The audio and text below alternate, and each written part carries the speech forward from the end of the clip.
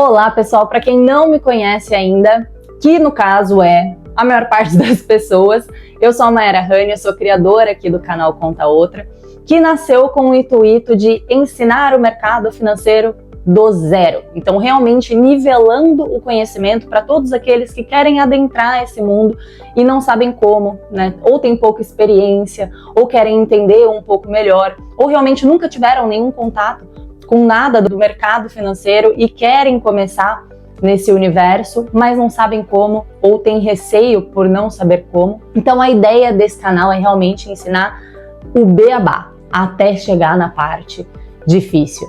E eu já vou pedir uma desculpa aqui porque eu tô devendo vídeo nesse canal faz tempo, né? Estava viajando, demorei para gravar vídeos, quando voltei tentei colocar em ordem a vida e a verdade é que quando a gente abdica das nossas responsabilidades, demora muito para colocar a vida em ordem. Mas estamos aqui de volta e prometo que eu vou voltar com os vídeos aqui de forma recorrente, 3 vezes na semana pelo menos. E agora a gente começa realmente a falar do que importa, que são os tipos de investimento. Então, para quem ainda lembra, a gente começou esse canal explicando primeiro o que é essa estrutura de mercado financeiro, né? Quem são os jogadores desse jogo, como que essas peças elas se movem, quem movimenta esse tabuleiro todo e a importância da gente saber isso antes da gente começar a investir. Depois nós fomos para o módulo que a gente fala de macroeconomia aplicada à vida real, então nós falamos de Selic, dos conceitos de inflação, de juros, de risco país, também entendendo como cada uma desses fatores econômicos impactam não só o mundo dos investimentos, mas também de quem nunca investiu, nunca pensou em investir, como isso importa até na tomada de decisão de começar a investir. O último vídeo foi falando principalmente sobre psicologia dos investimentos, que é um ponto extremamente importante, fundamental, que poucas pessoas levam em consideração, que poucas pessoas tomam o cuidado necessário, porque é o que eu sempre digo, né, gente? Às vezes você não precisa saber investir. Às vezes quem ganha dinheiro não é quem sabe investir, é quem aguenta. Aguenta tomar pancada, né? Não deixa o seu psicológico afetar nas suas escolhas racionais. E é disso que se trata esse último vídeo. Então, para quem não assistiu esse vídeo, eu sugiro que assista. Para quem não assistiu os outros também seria importante, principalmente se você é novo nesse universo de investimento. Bom, então sem mais delongas, vamos para o que realmente importa agora. Quando eu falo em investimentos, eu estou basicamente dizendo o seguinte, que eu vou colocar o meu dinheiro em alguma coisa e eu espero que depois de um determinado período de tempo, eu vou receber esse dinheiro que eu coloquei de volta, corrigido por alguma rentabilidade, por alguma taxa de juros, que esse dinheiro tem alguma valorização no tempo. E quando eu faço esse investimento, eu tenho uma série de possibilidades, não só no Brasil, mas no mundo. Agora, vamos se basear aqui em basicamente 2 categorias, que são as chamadas tradicionais, que se divide em renda fixa e renda variável. Se a gente for partir, né, da simplicidade do nome, já fica muito claro para entender o que difere as duas. Quando eu falo de renda fixa, vocês precisam ter na cabeça que na renda fixa, ela se chama fixa porque eu já sei quanto eu vou ganhar no final do período, tá? Deixem isso muito claro na cabeça de vocês, porque a maior parte dos investidores acha que a renda fixa tem esse nome porque ela é sempre fixa, constante, não tem nenhum movimento ali no meio do caminho. Isso está completamente errado e gera muita dor de cabeça para quem não entende esse conceito. Lembrem-se, renda fixa só tem esse nome porque você já sabe o quanto você vai ganhar no final do período, ou seja, se você carregar aquele investimento até o seu vencimento. Mas no meio do caminho pode ter solavancos. Pequenininhos? Pequenininhos, sem dúvidas, porque são, no geral, investimentos de baixo risco. Então, quanto menor o risco, menor também a volatilidade durante esse período de alocação. Então, essa é a ideia geral da renda fixa. E a renda variável, como o próprio nome já diz, ela é variável, ela varia, ao contrário da renda fixa. O que significa? significa que na renda fixa nós temos a certeza de um recebimento, né? Levando em consideração, obviamente, que a empresa, o banco, enfim, qualquer estrutura para quem você tem emprestado dinheiro não quebre no meio do caminho, não dê um calote, não dê um default. Tudo isso normal, né? Tudo mais constante, na renda fixa você tem a certeza de um recebimento. E na renda variável você tem uma possibilidade de um recebimento, mas você não tem a certeza de absolutamente nada. Consequentemente, a renda variável ela é mais arriscada, né? Ela tem um risco maior, porque você não tem certeza de absolutamente nada. Ah, se eu não tenho certeza de absolutamente nada, então por que as pessoas investem em renda variável? Porque se você faz uma boa análise, ou se você está com um bom gestor de investimento, você tem a possibilidade também de ganhar mais no longo prazo, né? As pessoas tomam risco nas suas carteiras porque elas fazem uma comparação, né, entre o tomar risco e o diminuir o risco da carteira. E quando elas fazem essa comparação, elas vão balancear risco e retorno. É sempre uma ponderação entre risco e retorno. Simplificando, essa é a grande diferença de renda fixa para renda variável. Agora a gente vai entrar um pouquinho mais nessas duas categorias e afunilando, entendendo o que faz parte do universo da renda fixa e o que faz parte da renda variável. Quando a gente fala de renda fixa, no geral, nós estamos, na verdade, emprestando dinheiro para alguém. É uma dívida. Então vamos colocar isso em termos práticos, tá? Você tem um amigo que precisa de dinheiro para investir na padaria que ele está querendo abrir. Você empresta o dinheiro para ele e aí ele te promete devolver esse dinheiro depois de um ano que a padaria estiver pronta, com uma correção ali pela inflação. Então você emprestou para ele, né? Essa pessoa ela gerou uma dívida com você e em troca disso ela falou que depois de um ano ela vai te devolver esse dinheiro corrigido pela inflação. Isso é exatamente o que é a renda fixa.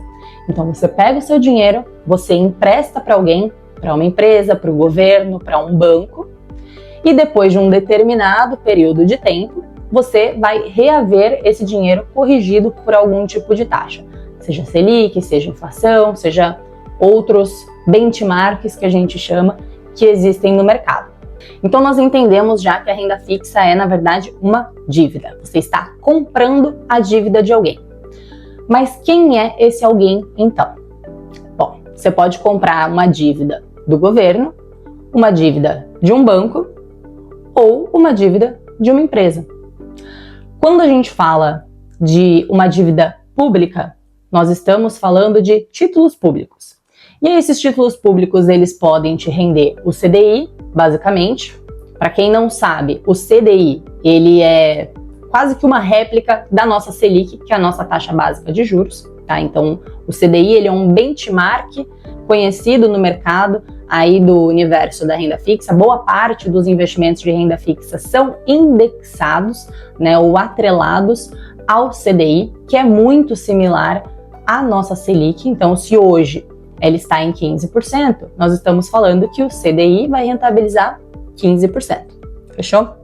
Então, a gente pode comprar um título público, que é uma dívida do governo, atrelada ao CDI, atrelada à inflação. Eu posso comprar um título público que me gera juros semestrais, juros anuais, ou que não me paga juros nenhum no período, só vai me devolver o valor que eu investi corrigido pelo benchmark no final do período, ou seja, no vencimento daquele título. Então existe uma série de possibilidades só em se tratando de títulos públicos. Mas no geral, o que a gente precisa saber sobre títulos públicos?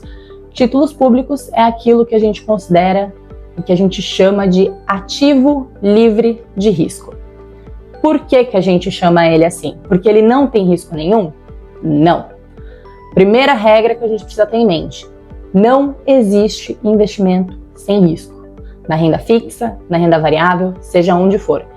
Todo e qualquer investimento tem risco, ok? Então por que a gente chama de ativo livre de risco o título público? Seja aqui no Brasil, seja em qualquer lugar do mundo.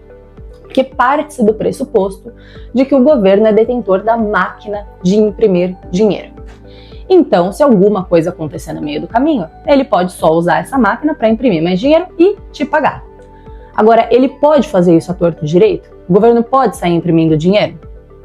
Não pode, porque gera inflação, né? Acarreta em uma série de outras questões que prejudicam o país, atrapalham o mercado financeiro, atrapalham o cotidiano, o dia a dia das pessoas, né? Encarece a vida das pessoas. Então, eles não podem fazer isso à torto e à direito.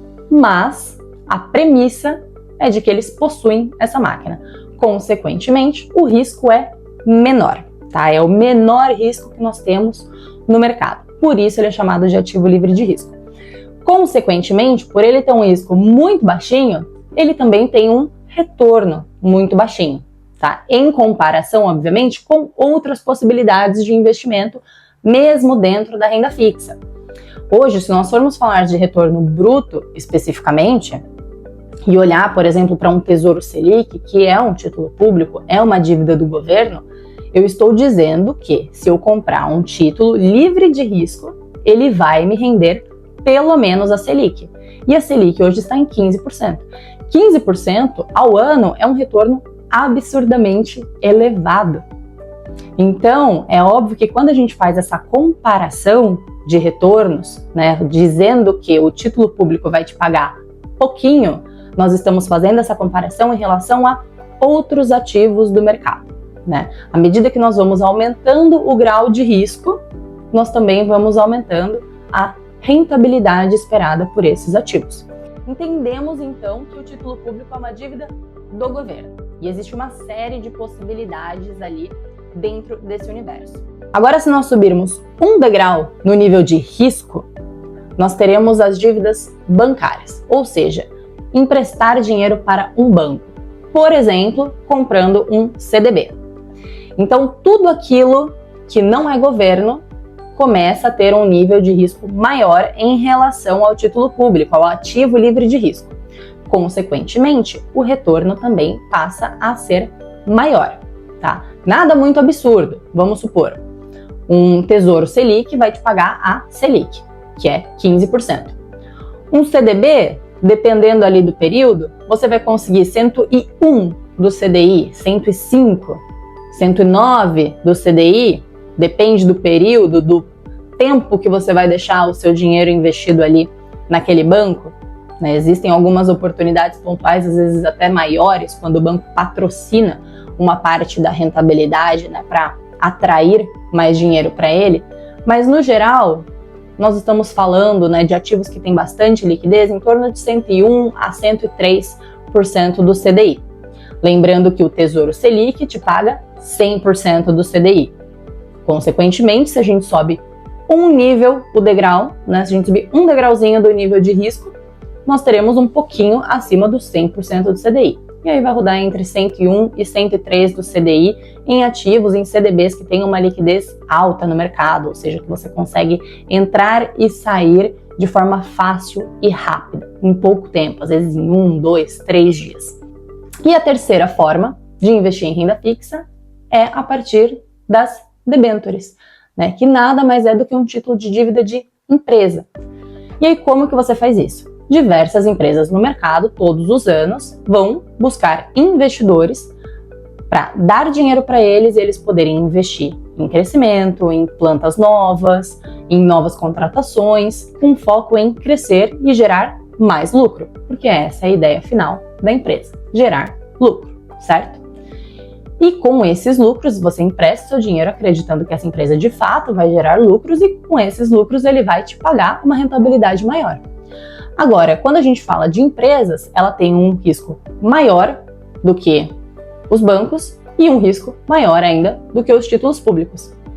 E aqui a gente precisa ter em mente que existem empresas e empresas. Existem empresas de alta qualidade, existem empresas de menor qualidade. E, consequentemente, as empresas de maior qualidade vão te pagar um retorno menor em comparação com as empresas de pior qualidade. Então, novamente, a gente entra sempre naquela discussão de balancear risco e retorno de todos os nossos investimentos, mesmo dentro da renda fixa. Então, o ponto que eu quero que vocês tenham aqui é: nem toda renda fixa é igual. Existem níveis de risco, mesmo dentro da renda fixa, ok? Uma coisa que vocês vão perceber muito no mercado é que quando as pessoas falam de risco, elas geralmente estão falando de algo com muita volatilidade. Então a bolsa de valores tem risco, o Bitcoin ou criptomoedas em geral possuem risco, porque elas têm muita volatilidade ao longo do tempo. Acontece que o risco, ele não é só volatilidade. E é isso que eu quero que vocês comecem já a ter a noção aqui nesse primeiro vídeo. Porque existem vários tipos de risco. Existe, por exemplo, o risco de crédito. E qual que é o risco de crédito? É o risco de uma empresa quebrar e não poder te pagar. É o risco de um banco quebrar. É o risco do próprio governo não poder arcar com as suas responsabilidades e pagar as suas dívidas públicas, honrar com os seus pagamentos. Então, desde já, coloquem na cabeça de vocês algo muito importante que boa parte dos investidores ignoram. Risco de crédito não tem volatilidade. Em um dia ele está lá marcando bonitinho na sua carteira, tudo certo, só uma rentabilidade crescente para cima, e no outro dia ele vai a zero. Então, risco de crédito não tem volatilidade. Então, quando vocês verem fundos, por exemplo, extremamente consistentes, não partam do pressuposto de que só porque ele entrega sempre retornos consistentes, eles não possuem risco, ou eles possuem menos risco. Porque o risco está lá dentro, nas entrelinhas, nos ativos que foram colocados ali dentro da carteira. Então tomem bastante cuidado com isso. Mas não se preocupem que aqui a gente vai aprender a enxergar esses riscos, ficar mais esperto com esses riscos também, tá bom? Bom, então para fechar o assunto de renda fixa de forma muito simplificada, o que nós temos que ter em mente ao final desse vídeo? Que a renda fixa se chama fixa porque eu já sei quanto eu vou receber no final do período, tudo mais constante, claramente, se não acontecer nenhuma surpresa no meio do caminho, eu sei quanto eu vou receber. E a renda fixa nada mais é do que uma dívida. Então eu estou comprando uma dívida de alguém. E esse alguém pode ser o governo, o banco ou uma empresa. E que, além disso, dentro da renda fixa existem níveis de riscos diferentes.